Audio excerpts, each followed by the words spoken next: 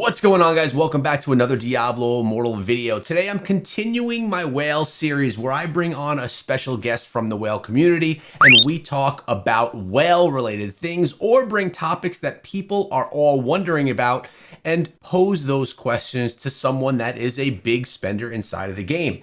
Today I have with me Robert Paulson, someone that many people know inside of the game, also known as RP. RP is the clan leader for Project Mayhem clan, and he's on the Sand Scorpion server. A lot of people requested and were excited to hear when RP was going to be coming on the show, so I share in that excitement. Robert, thanks for coming through today, man. I know I have a bunch of questions prepared for you and really curious to see how you feel about it. How you doing today? I'm well, thank you, and thanks for having me. I appreciate you taking the time to, I guess, hear what some of the whales are thinking about. I know a lot of the community is very engaged on Reddit and YouTube and various channels, but not so much of the whale community. We're kind of, I guess, quiet because we already make big waves wherever we go, so we try not to draw too much extra attention. But yeah, it's nice to be included. Of course, man. That is true. I mean, there's a lot of content out there from the low spenders and free-to-play players that actually throw a lot of hate at the whales. So I think it's a good avenue to share what your community has to say as well. And I actually learned before the show that you actually have a lot of people within your clan that are free-to-play players as well, that you're not just a bunch of huge spenders, but that you're actually a mixed community. So that was actually really cool to hear. Yeah. Our clan actually started on the premise of being inclusive because when Diablo Immortal first launched, there were just some key power players who were massively controlling the server. They had multiple clans and then clans on the opposite side as well who kind of had a chokehold on everything. So we broke away and created Project Mayhem after the very first rain cycle and have been going ever since. But it was always with the intention of being a disruptor, making the game fun again and competitive. But then, after a few of us wailed out, we wanted to make sure it could be inclusive for everyone else. And I'm glad, 2 years later, 2+ years later, we're still doing that. We still welcome great people. The only requirement we ever have when people ask if we're recruiting is they pass the vibe check. The vibe check, man. That's always important. I do the same when I bring people on the show, make sure that everyone fits that vibe check. I got a handful of questions that I want to touch on with you, many of which are questions that have been asked a lot throughout the community, and I just wanted to get your take on them. We met with Mr. W a couple of weeks ago, and a lot of people were interested in what he had to say, so I thought this would be really fun to have you on as well. So let's start out with the first question, and that one is regarding buying and selling accounts, sharing accounts, renting out accounts, and pilots that people have playing their accounts for them. This is not a new topic. It's something that's been discussed a lot, but I wanted to know your whole idea, your whole thought on this. So buying and selling accounts, renting out accounts, and having pilots run accounts for players. Do you think this is good or bad for the game, and why? Well, I guess I would say I don't love it in the fact that I've invested so much into my account and it does devalue how much effort and time I took into cultivating what I have. But at the same time, I do realize that there would be a power vacuum if these key players who had tremendous accounts were no longer there, and then there wasn't anyone to take over those accounts. The game would get pretty stale and be not really just not fun because I wouldn't have the same level of gameplay against whoever my rivals were in, whether it be Tower Wars or inter server BG.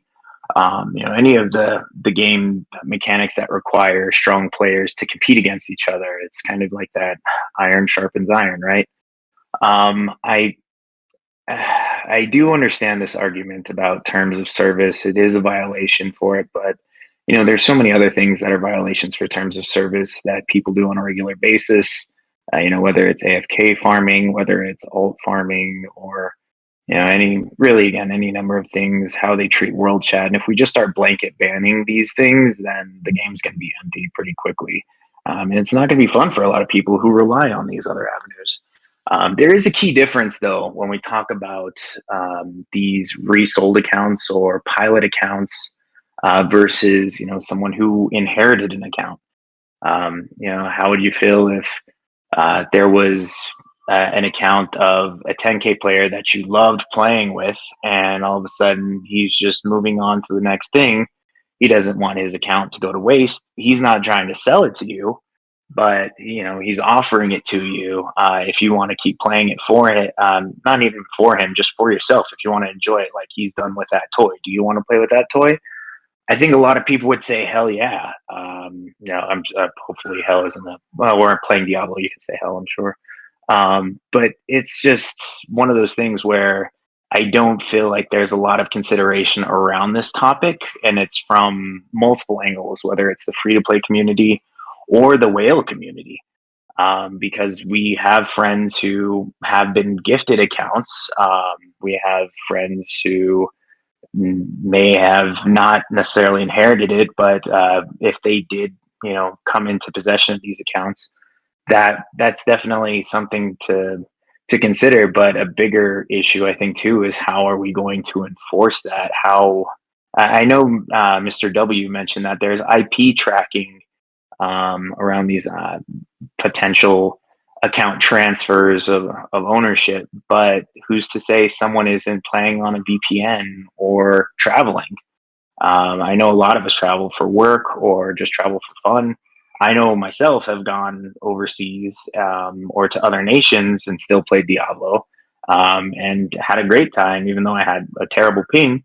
But I don't want to get banned just for moving from location to location.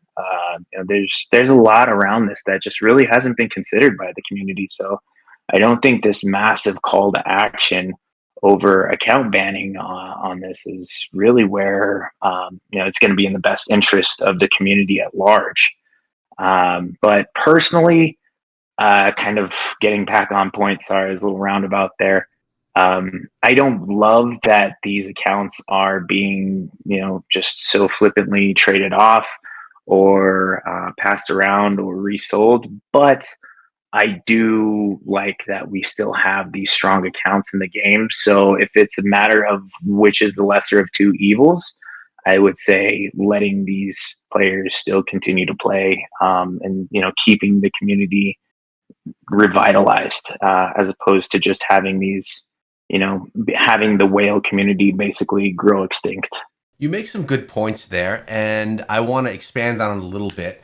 And I'm thinking about people that are playing the game, maybe just for a couple of months, maybe even less, that are listening to this and really not understanding the depth of what the game can be, especially at a PvP, end game PvP element, the way that you're speaking of. And the point that you're making about these accounts that are the competitive accounts that allow for that level of competition that you're speaking of, if they're just removed from the game because players stop playing, it kind of dilutes the competitive nature of the game for people at that level. That's something I've never thought of in that sense, and it does make a lot of sense. There's 2 points, though, that I want to make. One, it is against terms of service. With that being said, I know tons of games where people use pilots and where people, this type of account stuff happens, that it's against the terms of service.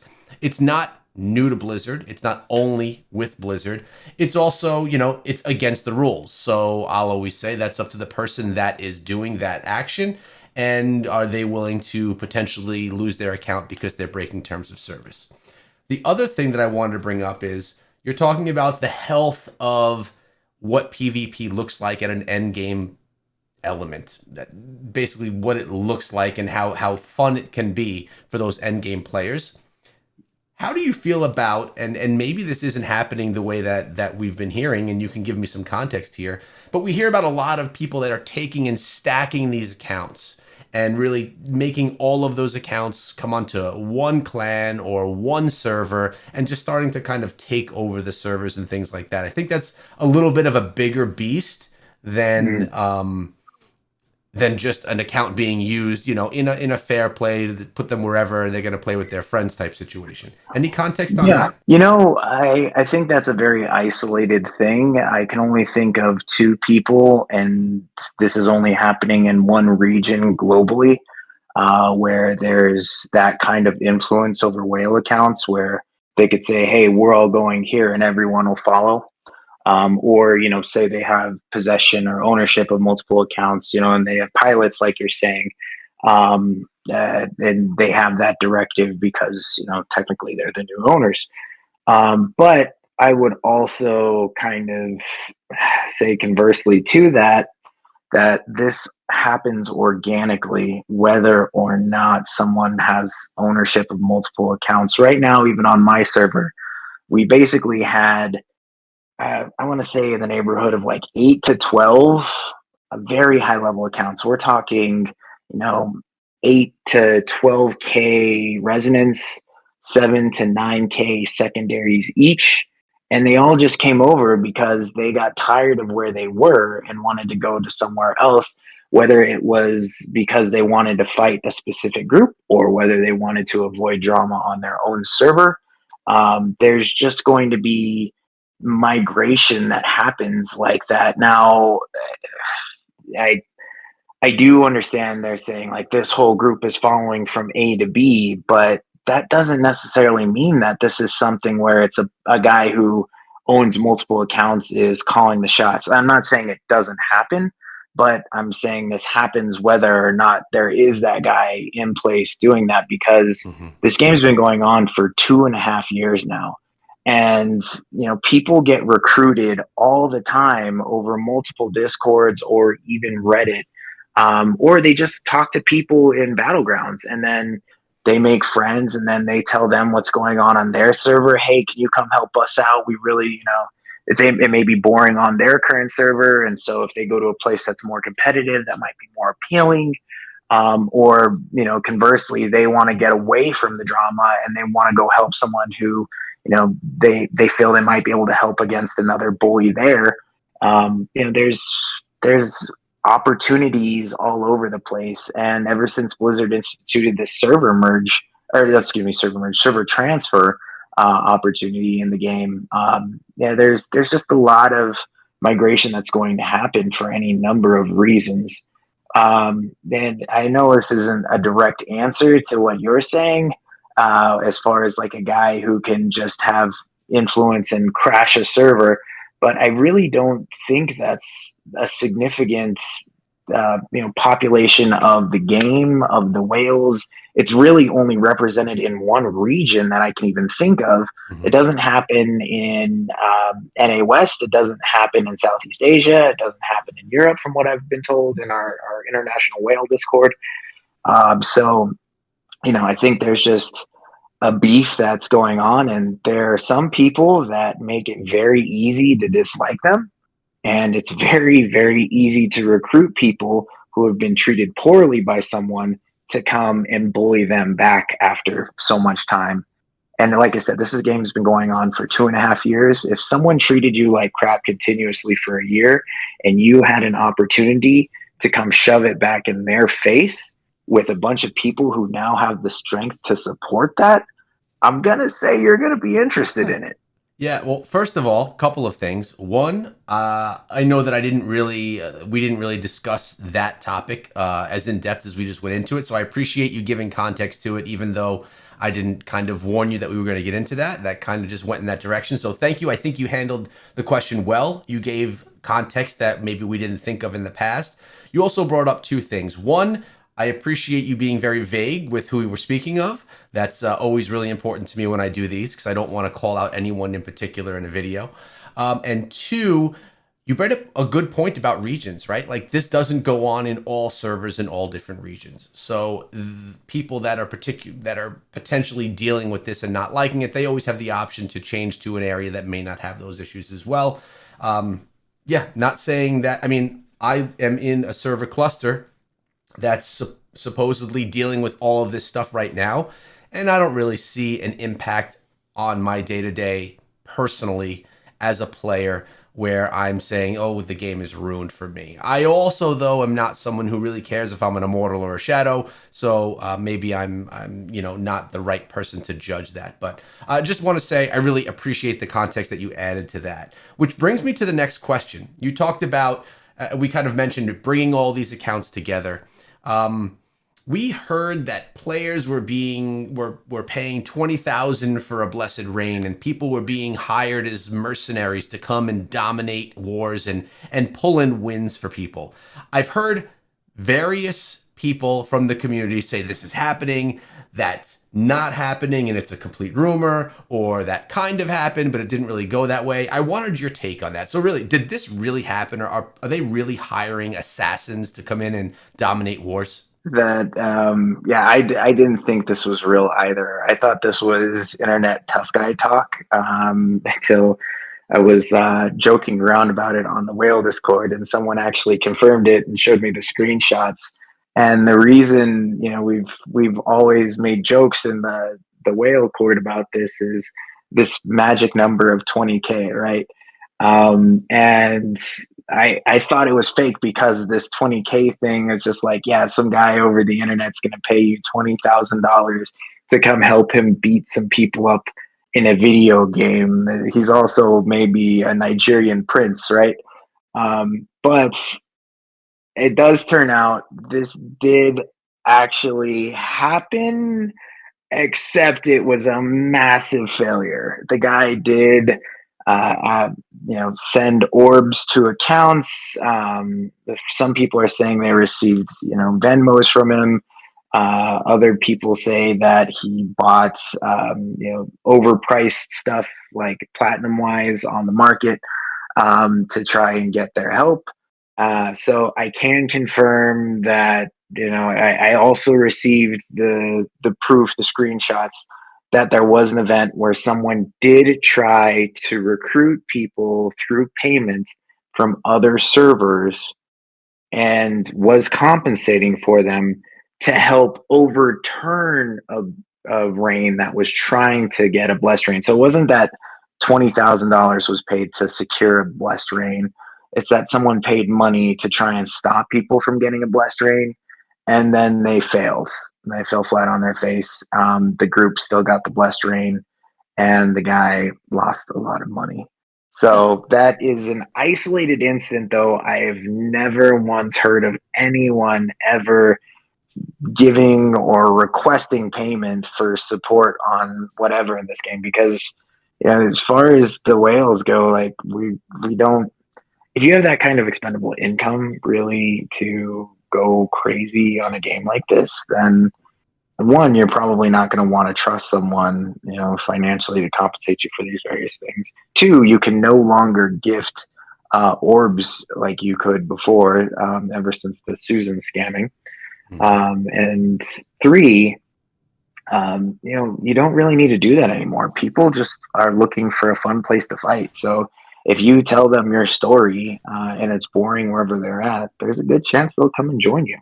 That happens regularly on our server with a lot of clans. And then conversely, people on our server go to other servers because they heard a great story over there and wanted to check it out. Yeah, that makes a lot of sense, and it's funny how an isolated incident that actually failed in the end got turned into a story of a service that you can use to actually come win these reigns. And I mean, I'm at fault as well, hearing these stories and then talking about them on the channel, probably overinflating them beyond where they should have gone. But I'm appreciating that you put a little bit more light on that and shed some context to it, so that we all know, myself included, what it actually looks like now. Now, you mentioned Susan Express, which is the whole, buying materials inside of the game at a much discounted price. So that's something that we have. I mean, I know it's always going on inside of the game. Its time when it was like the big news is a ways back, when everyone was concerned about Susan Express. That was like a year, maybe a year plus ago. But it brings me to another question. What do you think are some of the biggest negative elements inside of the game, or what has had the biggest negative effect inside of Diablo Immortal? Is it account buying and sharing? Is it pilots? Is it or is it something like a Susan Express? What are your thoughts there? Yeah, I think that's a very fair question because really we are kind of dealing with all the consequences of everything that happened over I'm just going to say it, poor decision making on Blizzard's side of when they would actually address the issues, right? Like, yeah, sure, Susan may have been finally addressed a year ago, but that still leaves a year and a half of running rampant with credit card fraud schemes, negative orb situations, and all kinds of other. I don't want to say necessarily deleterious, but just scam like events that were happening in the game. The thing is, sure, those accounts did go negative orb, but that plat still stayed in the economy of whatever server you were on. So that created a hyperinflation of everything in the game. So, your every normal gem aside from rubies were going for 400 platinum a piece. I'm sure you remember that, and it was great as a low Hmm. spender because you could actually accumulate enough to buy things, and then you had an opportunity to grow your account, right? But and same thing with a lot of the resonance gems. You even like one gem power, you could probably sell for depending on what the economy was like at the time, 1,600 platinum possibly. And then as soon as the platinum scheme crashed, we saw all of these things start to drop. And I'm not sure how it is on your server, but Gem Power on ours is hovering just under 500 per. So we're looking at a 66% drop. And with that, there's less people buying orbs to actually run these rifts to populate the market with the necessary resonance gems to grow your account. So while you're still farming the same amount of normal gems that are getting you maybe half of the platinum, if you're lucky, of what it was before, now you are paying an inflated rate to get, say a chip of stone flesh, which, back when the Susans were populating the servers with all kinds of crazy orbs that were, essentially run on credit card fraud. Um, but there'd be hundreds and hundreds of these gems up, and you could buy them for like 32K. Now they're going for 50K. So you're looking at, arguably 80% increase. So you're having to work 100% more and still pay on top of that 180% more. And that's just for, the people who are trying to hustle to get what they want. Now, if you're a spender, it's not so bad because now you can buy all your normal gems for super cheap. And if you are buying platinum with orbs legitimately, then there's no financial difference to you. You're making bank off this. But for everyone else, they're forever suffering the consequences of the market. The other issue, though, is that this, people capped out really fast because they could. You could pay, a tenth of what it costs to actually get something legitimately, cap your account out. There was never any action done, but then you're just sitting alone at the top, like unchallengeable. And it's not fun when you're speaking as a whale who's had multiple battlegrounds and tower wars and whatever have you, where I'm more than triple the resonance of everyone else beneath me. My defensive gem procs will clear a whole team. I don't even need to activate a skill or attack. I can just stand there. There's no fun in the game for that. It's like Black Sheep Wall from StarCraft. Yeah, there's a lot that's really, I guess I want to say, just suffered from that. And now, speaking for the free to play player experience or the low spender experience, now it's that much harder to get any improvement in the game for your account or your character. I would imagine it's probably less enjoyable for them as well because the grind is that much more and the scarcity has really increased for whatever they're going to need because like I said, so many of the whales have already reached their cap as far as their resonance gems and even some of them their normal gems that they're not running rifts anymore to sell the gems that the free to play and low spend players need.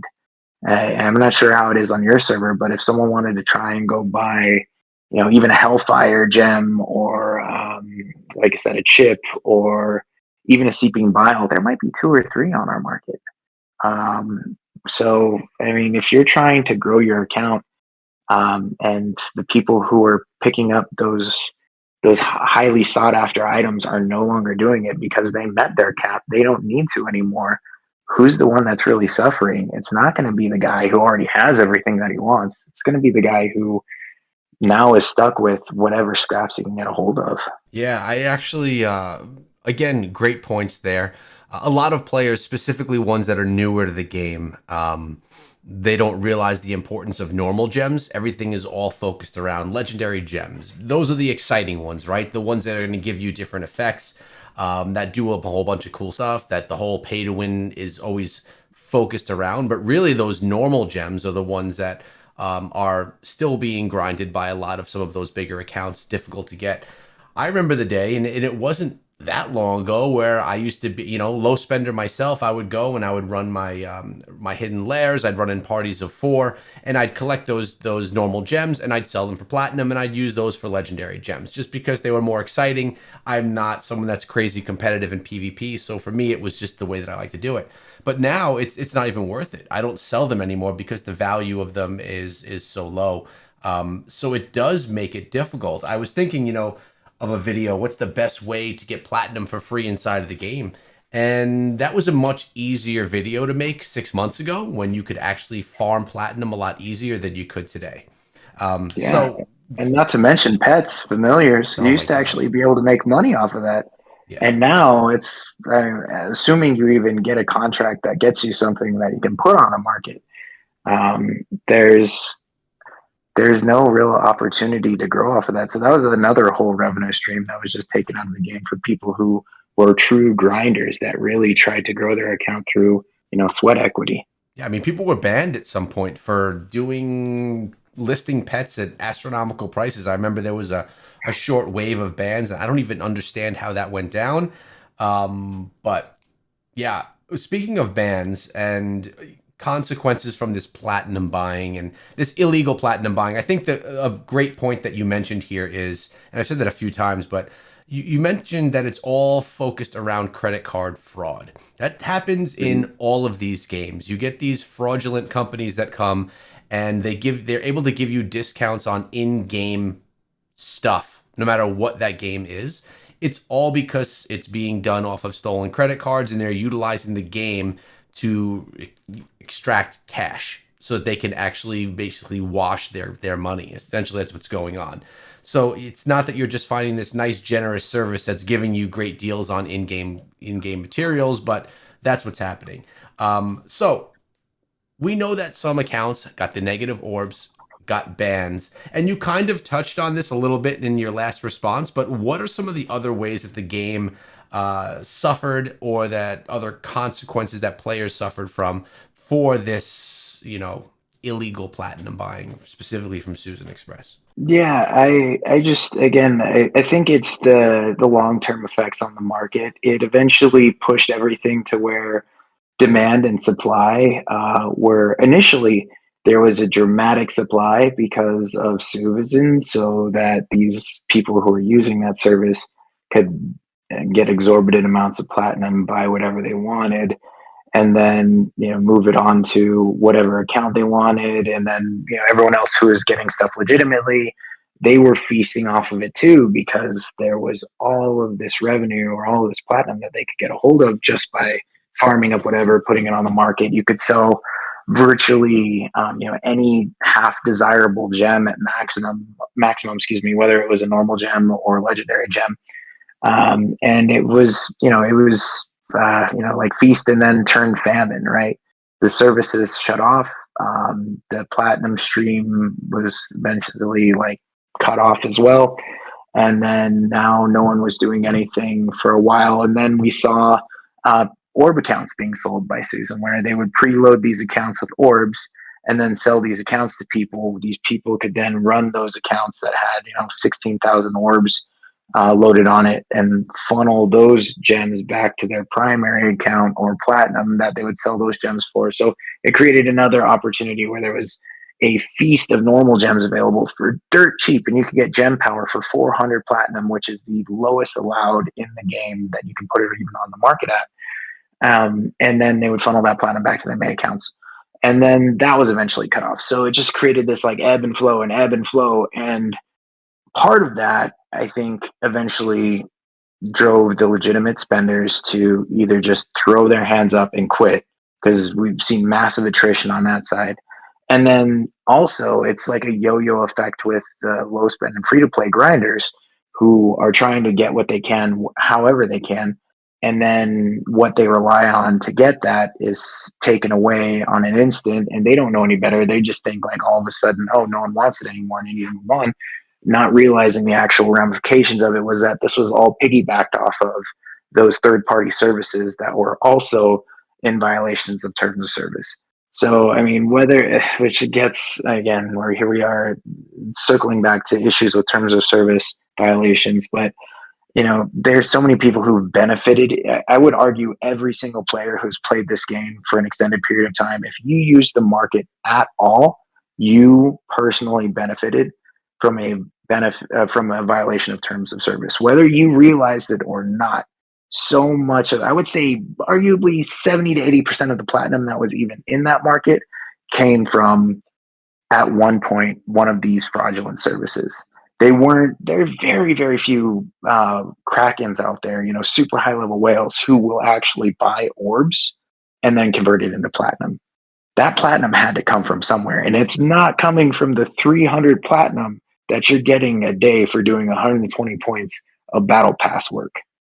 I wish it was. I wish we got way more free platinum on a regular basis, but it just doesn't work that way.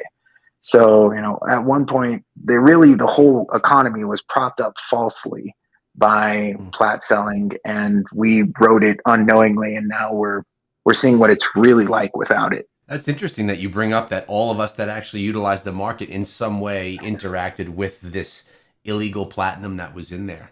Not that anyone that was in the market did it knowingly or how there would Yeah, be a through way no to. fault of their own. Yeah, Yeah. this was no one's fault, but whether you'd say you're at fault or not, you touched it. Hmm. It was blood money of a sort, whether you knew it or not.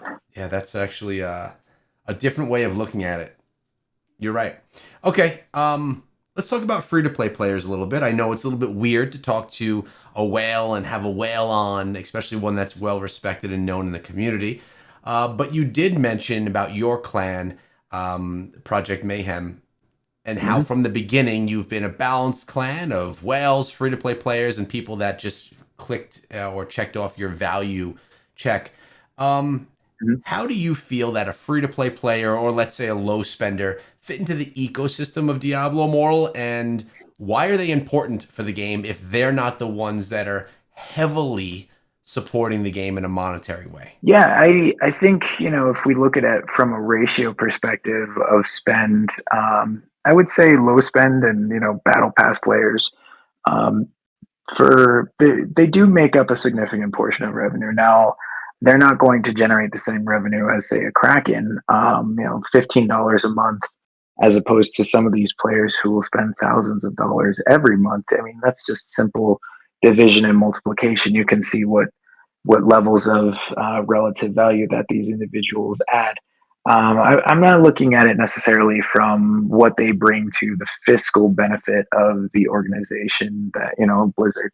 Really more looking at it from the true value, the experience of the game that this community brings. And a lot of these players, just thinking about it from the perspective, like, these are the grinders, these are the guys who put in hours and hours of work to try and get to the next level, whether it's five more, combat rating, or getting just a little bit better on that next triple stat, or, making sure that they cap their gems every single day, just like you used to try and get them on the market, because that's how you could make that revenue. Now, you're, for one, you're providing the supply for the market, which is critical for all levels of the game, whether you're low spend, free to play, a whale, a dolphin, a kraken. Everyone who is trying to advance on their PvP side, you need those normal gems. So the fact that you have those grinders who are doing that, that's critical because the whales, by and large, they'd much rather just pay money than have to actually grind that much. That's not to say that these whales don't grind, but there's a lot that don't. And sorry guys if I'm throwing any of you under the bus, but I know you'd rather just swipe and get what you want right away than have to spend hours and hours in dungeons all the time. But conversely, with all that, beyond just what this community brings to those arenas, think about the personality type of someone who is willing to do that work. They're industrious. They're generally social. They're generally more willing to be participatory. They want to do things with other people. They want to help others out, make friendships along the way.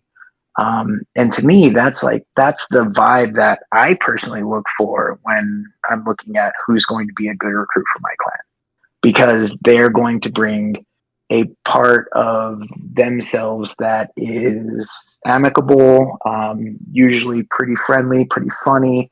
At the very least, they're going to be engaged, so they're going to stay on top of their tasks. And they bring a great social aspect to the game. They are not going to be snooty. That's not to say that there aren't free to play and low spend trolls. I'm sure we have them all on all of our servers. But by and large, these are going to be some of the nicest people that you're going to meet in the game. And there's a lot more of them than there are going to be really nice whales. There's just a lot more of the low spend and free to play than there are of the whales. So, I think that they're critical. If we don't have them, the market's going to crash. The game is going to turn into a Call of Duty lobby where it's just a banner of like people talking crap to one another. It's not going to be nearly as cooperative. It would be more, quid pro quo. I'll help you for this if you help me for that. Instead, these are the guys who are like, I'll just help you because I like helping people. So I personally, I see a lot of value in the low spend and free to play players. And I can genuinely say I would see this game dying within, months, if not a month, if we didn't have them. That's definitely a different take. One that I think a lot of people listening wouldn't expect to hear from someone that is a whale. That just the values that are had from low spenders, battle pass players, or free to play players. Really nice to hear your take on that. That you do value them inside of the game and think that they're an essential part of it. I think that a lot of people that are in that boat, which is, let's be honest, probably the majority of players inside of the game, at least the larger majority. So really love hearing that. Thanks for sharing. Free to play players have their place as well, which is really awesome. Yeah, But absolutely. And yep. just real quick on that note too, you don't need to be a kraken or whale or dolphin or even low spend to make a difference in PvP for some of this clan activity. They're really valuable, as far as end game goes. Free to play players who just know how to play their classes really well. They know how to support really well. You're not going to be, the running back who drives in for the touchdown. But you can definitely add a lot of value through knowing your class mechanics. There's some. I'm just going to give a shout out to one person in particular, if you don't mind. Nope. There's a guy in my clan, goes by Rila, not a massive spender. He's not free to play, but I wouldn't even put him on like dolphin level as far as spending goes. But he grinds. He knows his class. He knows class mechanics. He knows game mechanics. He bothered to actually understand how Baron set works, how his class specifically works, how he can manipulate the different, secret mechanics in the game. And there are secret mechanics out there if people do take the time to actually experiment. And he's, one of the best PvPers that I've ever played against and played with in the game. And this is even at elite level play where, again, I have triple his resonance at times, and if he's on the other side of the battlegrounds, then if I don't stop him, we will lose. That is how much just knowing your class and what you can offer can do without needing to rely on spend power. I appreciate you shouting out someone like that. I think I know a handful of people that are very similar, sitting around the 3K res that really do make a difference. Does he happen to play Monk by any chance? No, no, he is a Oh, dedicated wizard. But there are, okay. there are people on, in our region where they can be Necro, Wiz, Satyr, or Barb, and they're still just a force to be reckoned with. Now, I do think there are some classes that are, gated as far as spend power goes. But I think those four classes really do have the best potential to do the most without significant spending. I think it's the key there that you mentioned is they're not going to be the running back. Everyone, including myself, wants to be the guy going into battlegrounds, coming out with 20 kills, if not more, and really just shining, just feeling great about it. And it's probably not realistic that a low spender would be able to do that in a lobby with a whole bunch of whales. But playing a support role that could really help out the team is also something that's really valuable in pulling in the wins.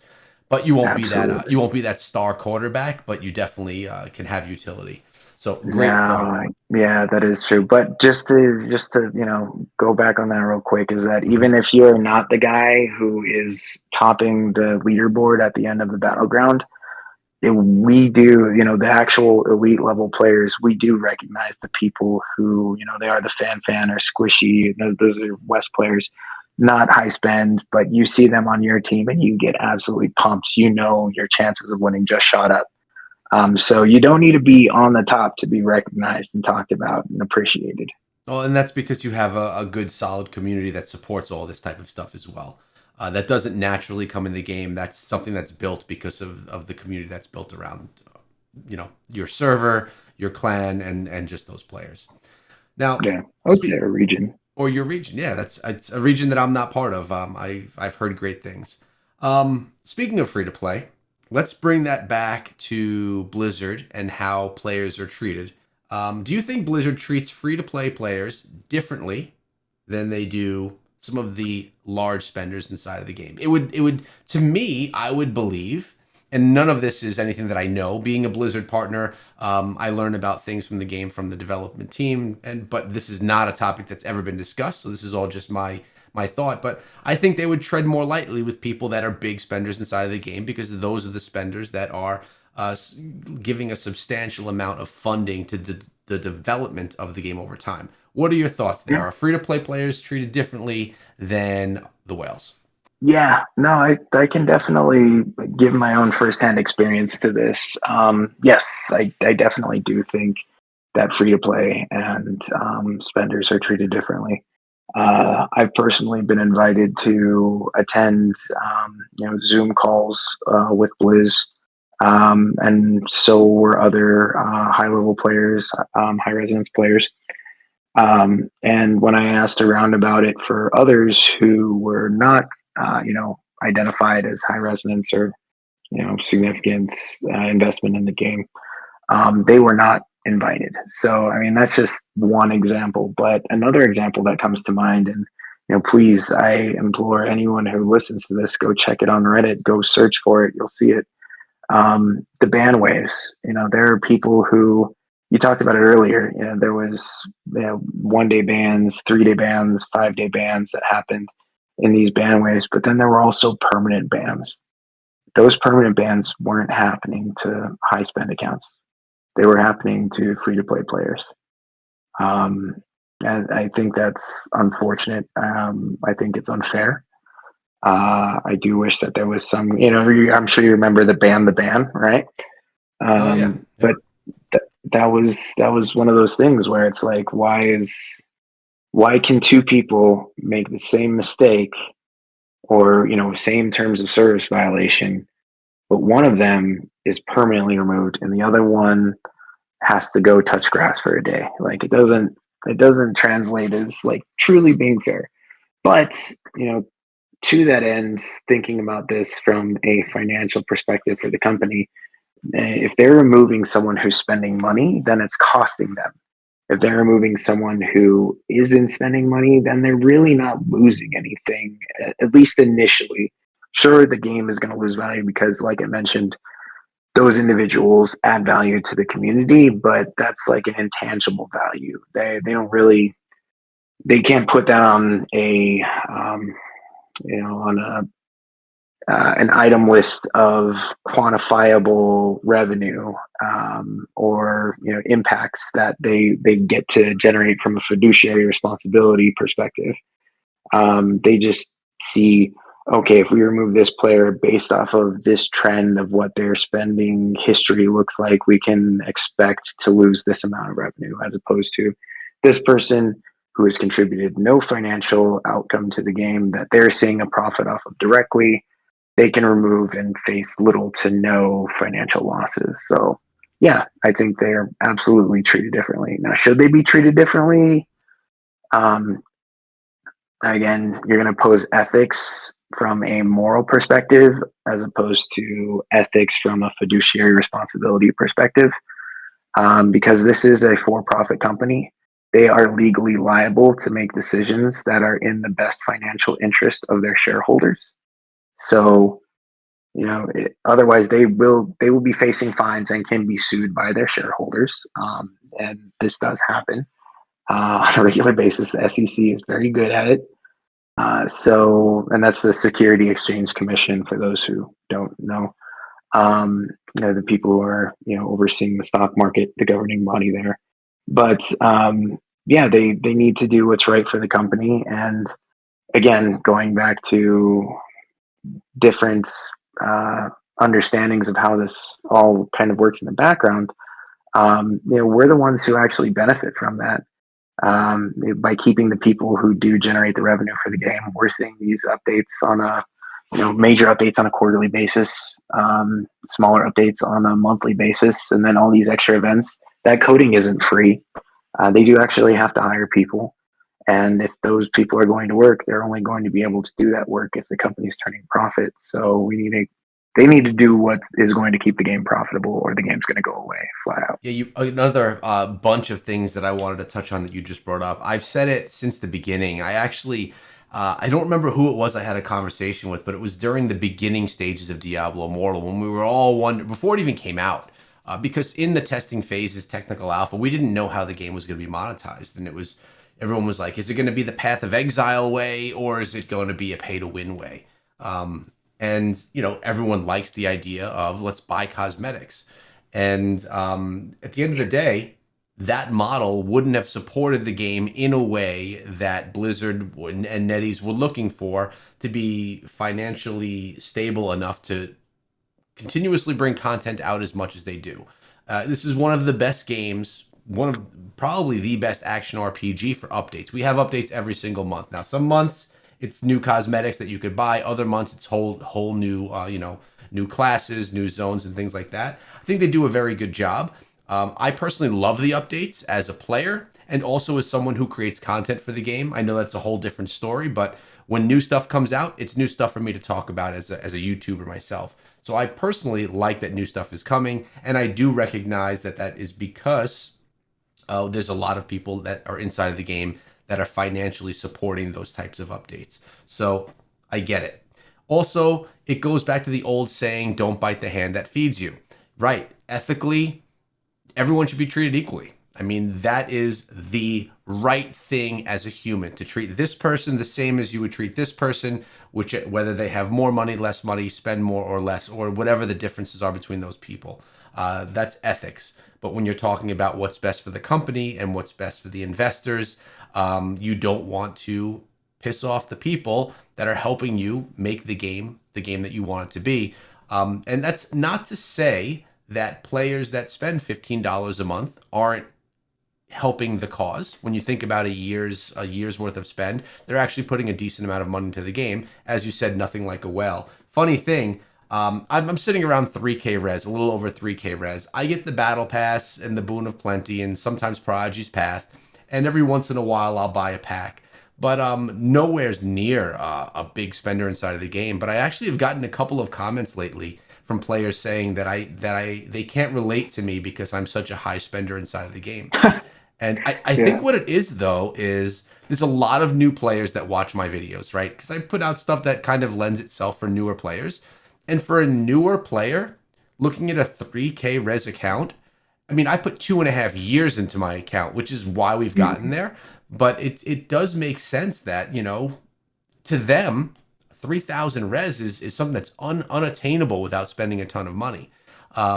For me, I look at it, I'm like, man, I'm such a light spender. I'm basically just buying like the super great deals in the shop because I think that it's fun. It helps progress my account in a fun way. Still nowhere's near able to compete with some people at the whale status, but it was interesting that I was getting those comments for the first time, and it was all around the Gem Surge event that was recently going on, and what was it? Not the one where you can get the 5-star gem. What was that called? The Oh Phantom yeah, Gallery. Phantom Phantom Gallery. Gallery. Yeah, Yeah, because I had some orbs. I used about $50 worth of orbs to really manipulate that system as best as I could. And those orbs I got all from I think it was from Prodigy's Path or one of those things. I was just saving my orbs, and yeah, I just wanted to try and take advantage of the system so I can get some gems, and then I could use the new gem surge event to get those gems from 2 stars to 4 stars and just really take advantage of the system. That's where those comments came from. All right, I'm going yeah. off on a tangent. No, no, that's fine. That's a good point, though. Honestly, that people don't understand. This is me speaking to the grind earlier. Like you're the player who puts in the work to develop stuff over time. New players don't understand that because they haven't been around long enough. Yeah. You also, I'm sure, made some platinum off of familiars back when you could actually sell them, Mm-hmm. and that's something that they don't understand too. Like that was a massive windfall for a ton of players when it first hit. And who knows what it'll bring in the future? There might be new things that are released where all of a sudden it's going to be like a gold rush. But right now we're just not at that point. So maybe we will. Hopefully, I'd love to see that. Love to see something that excites the community again to want to engage like that. There'll be But yeah, something. new players, yeah, just give it time. Exactly. Put in the work and give it time. Yeah, there'll be something that they're always adding new stuff to the game where you have to take advantage of that opportunity while it's hot. I want to touch on one more thing. This is more of an open topic. I know this was a discussion that you kind of wanted to have here, and it's around macro users. So I just wanted to kind of open the floor to you for that discussion topic. I know that the whale community had some questions about that topic itself. Would you mind just taking a second to explain to everyone what you're talking about with macro users and what kind of questions or thoughts you had on that? Yeah, so macroing is similar to what people kind of refer to as botting. It's a little more complex. You set up a sequence of keystrokes or mouse clicks or whatever, or touches on your screen if you're using a mobile device or a tablet, so that you essentially set up this whole sequence so that it can loop on itself and run a dungeon or world farm or whatever you're choosing to have it do.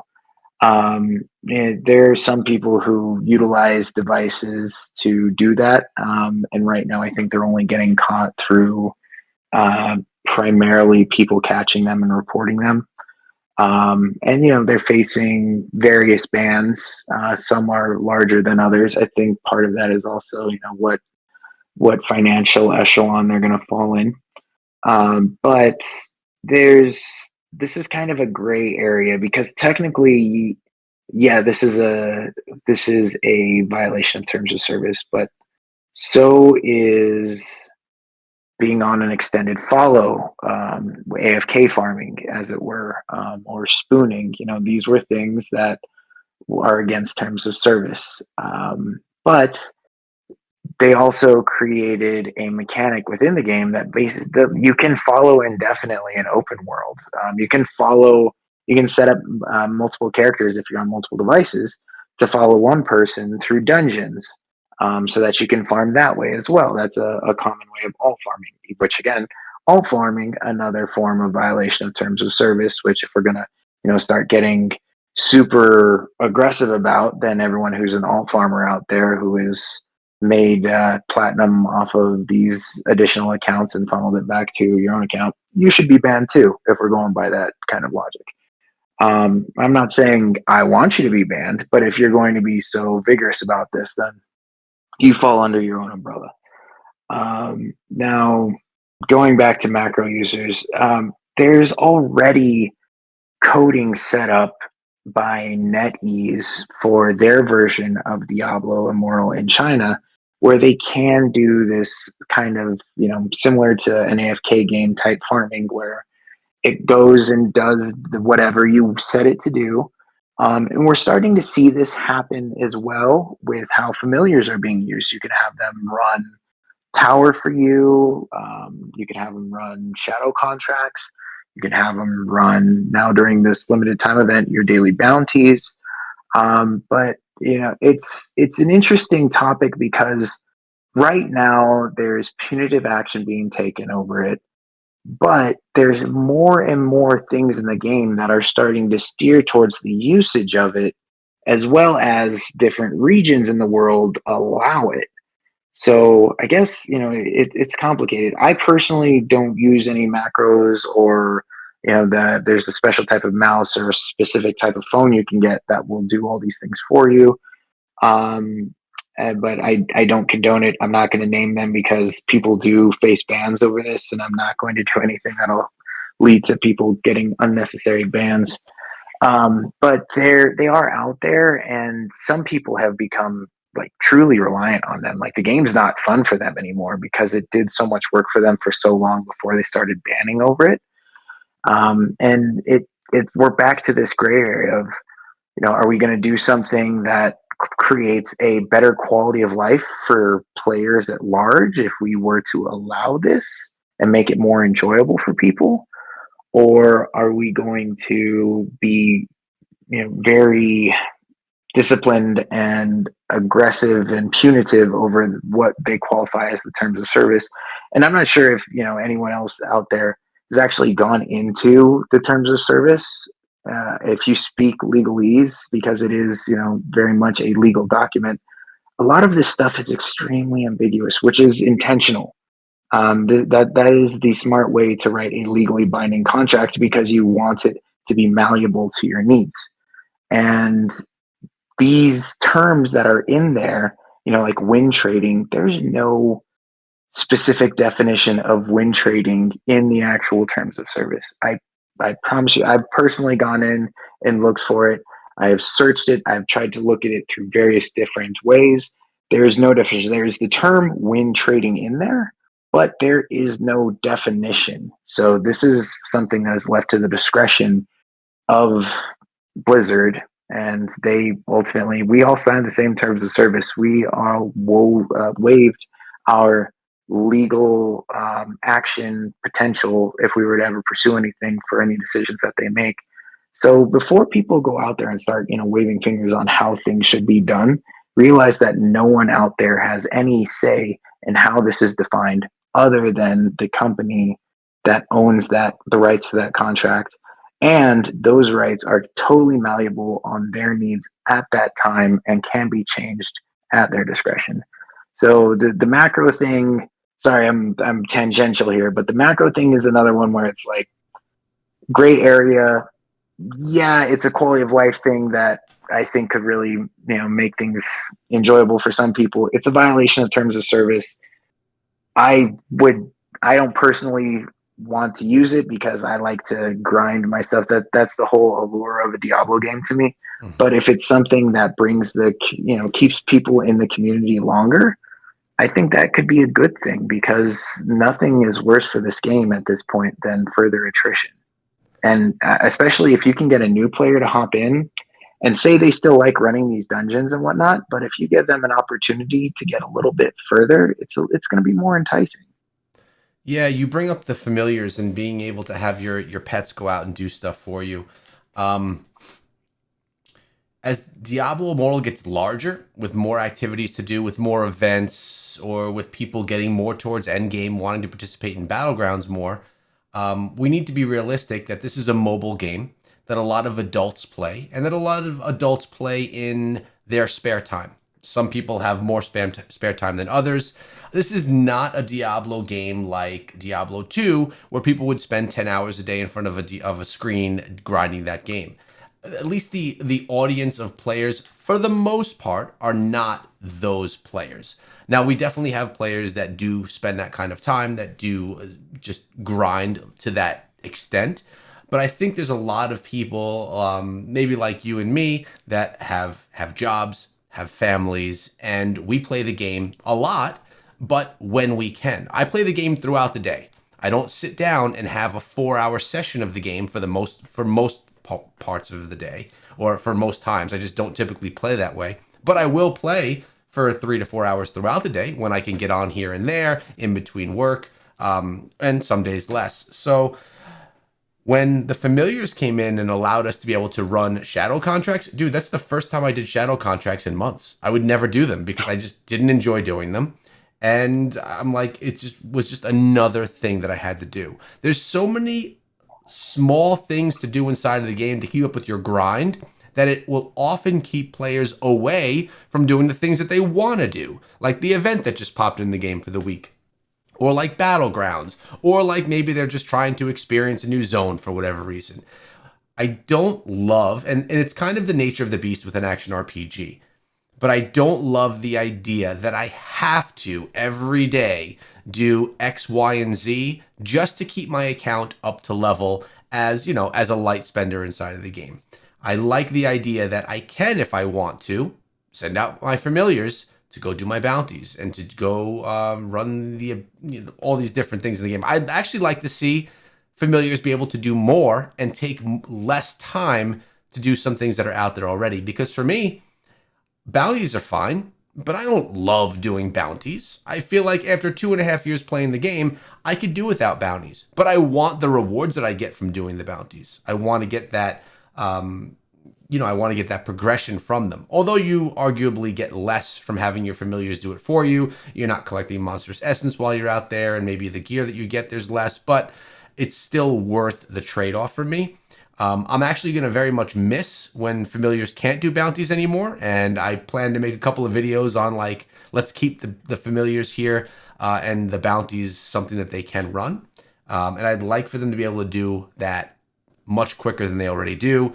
Maybe even add a few different game modes in there that are just used for the grind, maybe like the Abyssal Verge or things like that, just to be able to grind other elements of the game that you don't want to have to do every single day. I know a lot of people Yeah. also mention that maybe even dungeons, can the familiars grind dungeons? There's a balance, right? You don't want, if you have the familiars doing too much for you, you suddenly have an AFK game. But if you don't have them doing enough, you have a game where there's too much grind and not enough being able to play the elements that you want to play. So I've never done macros, but I know what they are and I understand what they do inside of the game. And I do like that Blizzard is finding a way to kind of squeeze a little bit of that type of mechanic into the game in a way that's very clear, very easy to do, and where you don't have to toe the line of terms of service. Yeah, absolutely. Because I mean, like you said, if okay, say you're doing Ibans, that's 5 minutes, not a big deal. Mm-hmm. Probably less. Then you do your contracts. That's or your bounty, excuse me. That's not that long. You're looking at maybe 10 minutes, right? That's 15 minutes. So now you say you want to go do your 3 bestiaries. That if you have a tower for it, that's going to be anywhere from 30 minutes to 45 minutes roughly. So now you're looking at an hour of playtime there. Mm-hmm. Now add in your 3 dungeons. Maybe another 15 minutes.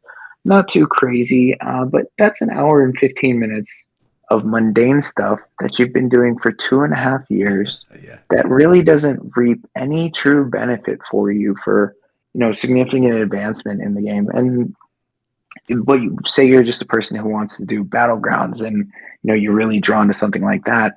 Like you said, we both work, we both have families, we have limited time in the game. I don't spend any of my time anymore doing ibans and bounties and whatnot, aside from sending my familiar there. I wish it didn't take up 6 hours of my time to do that, but it is what it is. But then factor in all these other things that continually get added to the game. When's the last time you went and farmed a tower to get all of your shards for max rewards on that? Never do that. Yeah, it's really not worth it, but we can send our familiars there now to get a little bit of it to chip away at it over the course of the week. Mm-hmm. So there's some benefit to that. But then again, if you're really going to maximize what we can do with the familiars, you have to be logging in several times a day, hours apart each time, just to be saving, 10, 15 minutes at a time. Like they really should cut down the time that these familiars are being utilized for these different tasks, because it's, while it does help with some efficiency, it creates a different form of inefficiency and a different Mhm. kind of burden for you to have to go back in just to run these things. And on top of that, once you're in the game, you have to walk your character all the way back over to Nissa from wherever that you were before, just to collect them or send them back out. So there's opportunity for improvement. It's nice that it's there. It's a great first step, but it's a long way from where it should be. Yeah, I think some of that's by design as well. Having players have to, if you want to really take advantage of not having to do those things, having players have to log in every 6 hours so that they can essentially make sure that their familiars are not just sitting there dormant and they're actually going out and doing something. I think it's by design. Would love it if the times, if they cut the times in half, I would be happy. I would also be happy if I never had to do a bounty again, and if I could have the familiars do any type of the grind elements as I want inside of the game, so that we can play special events or other things that we want. So you're telling Yeah, me a absolutely. little side note here. You don't typically, before this the pets started being able to do these things, you didn't do any bounties. How did you keep up your levels and stuff? Was that just from excessive amounts of battlegrounds and PvP related elements? I wouldn't do normal bounties. I bought the essences, so Gotcha. that the terror essences, so that I could just do all of them at once and then get a very good piece of gear, more than likely, out of it. But yeah, for the longest time, I just did terror bounties. Got it. I didn't do regular bounties. And here's a tip for people out there who don't know, but you can really jump ahead on your weekly levels if you just hold back on getting your tower experience, or anytime you lose a tower, either through acquiring a new one or just losing it to whatever reason it might be. If you lost it in a tower fight, all of the experience that you gained or that you have currently sitting at the tower at the time of loss gets mailed to you, so you can wait until Monday to then collect on it, so that you're not facing an experience penalty. Mm-hmm. So really, for the last year and a half, I've done very, very little as far as experience grinding goes. I just save my experience from, whether it be shadow assembly or towers, throughout the week, and then just collect it Monday, and then I'll do my bounties. By the time I finish my bounties on Monday, I'm usually 9 levels ahead of server Paragon without putting in much effort at all.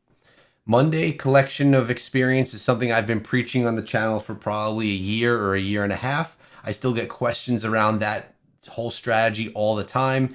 I don't want to go in depth about how it works right now, but essentially the server paragon goes up every Monday by 10, and you'll get more experience for anything claimed on the Monday. We'll go into that in another video. Great strategy though, right there. And overall, really great conversation that we had here. I like hearing all of these questions that would probably be answered very differently if I was speaking to a free to play player or a really low spender. I like hearing it from you, someone that spends quite a bit inside of the game. But I think what I really liked most about this is how you value not only the whale community but all of the players that are within the community, and how free to play players, low spenders, all the way up to whales have their spot inside of the game and have their value. So I think that was something that was a context that I think most people weren't expecting to hear from a whale interview, and one that I actually didn't expect to go as deep into and hear as much on myself. So I wanted to say thanks for coming on and for answering those questions. And I want to open the invite. I'm not part of these whale communities, but if you guys ever do have topics that you want to discuss that we could shed some light on to the rest of the community that plays this game, you have an open invite to come back to the channel at any point in time. It's always a great conversation that both I enjoy and I think a lot of people that watch enjoy as well. I appreciate that. Thank you. Yeah, and I got to say too, for the whale community, off of your last interview with Mr. W, they were very happy to see like someone posting a video that wasn't just bashing whales, because that is a very popular thing to do. And I get it. I get it. Like no one likes to come in and then you're in a battleground and some guy is just sitting on top of your entire team. Um, I don't like those guys. I don't want to be that guy. I don't like to play with those guys, but those guys are absolutely out there. They do make a psychological impression that is hard to remove. I wish I could scrub it from my own brain. But it's unfortunate they're there. We don't like them as well in the whale community, and yeah, I'm sorry for that. I hope it doesn't make you think the rest of us are that way. Try and remember the whales as the guys who are helping you get through Gauntlet when you wouldn't otherwise be able to get to it, or who are doing raid carries, or are your vanguard for your clan to keep whatever tower they're on. And also, when you guys are, there's other streams I've seen where people are very angry and calling out people who have secondhand accounts and whatever you want to, however they came into possession of them. Um, just keep in mind, like, you probably have some of those own secondhand accounts in your own clan, and you may not know it. So realize, as you call out for these significant actions, it's gonna, whether it happens or not, this could have a significant impact directly to you, even if you're not one of these people. That could be people who are not around anymore to help carry you, or to help you win your tower fights, or whatever it might be. Just keep that in mind. Personally, I'm grateful I'm a legit whale. I'll never need to worry about losing my account, but it would be sad to see a lot of people lose, those linchpins that a lot of clans have come to rely on. Yeah, that's something that I realized as well over the past couple of months. A few months back, I made the first video on account sharing and all of that, with a lot less knowledge than what I have now after, honestly, months of learning about it, speaking with people from good people, bad people, free to play players, whales, literally tons of people I've spoken to over the past few months. I feel much more in a position of understanding of how the whole ecosystem works, whether breaking terms of service or not. I'm glad that I have all of that context and I can share it here for people to make up their own minds. I'm not here to make up people's viewers' minds on this topic. That's definitely up to you. There are going to be people that comment on this video, Robert, that say, if you're breaking terms of service, it's bad for the game. You should be banned no matter who you are. And there's going to be people that understand some of the points that you spoke of as well. And that's why I think this is a valuable video, so that some information from a different voice, a different mouth can be heard for maybe a little bit of a different view. But at the end of the day, again, I appreciate you coming through. Any last things you want to mention before we get out of here? Yeah, I just, you made a good point. There are going to be people who are always going to see, right is right, wrong is wrong. Mm-hmm. And, that is certainly a perspective. But how many of these people also have picked up their phone while they're driving, forgot to put a seatbelt on, rolled through a stoplight or a stop sign, excuse me, went over the speed limit even by a mile. There's we don't exist. It's perfectly understandable that you have this perception of black and white, but we don't exist in black and white. Business doesn't exist in black and white. Life is not that simple. There needs to be some give and some take. And again, I personally don't love that all of this is out there. I would be so much stronger if everyone, like, relative to the game, if everyone else who was at my level was legit and their spend was actually equal to what their power was. I wouldn't have so many fierce rivals in the game. It probably wouldn't make it as fun for me, but I would definitely feel like more of king of the hill sometimes. But that doesn't mean I want these people to lose what they do have. I think that we need to be a little more conscientious and also understand that this extreme call to action for any infringement whatsoever is going to hurt more people than you will even begin to start to think about now.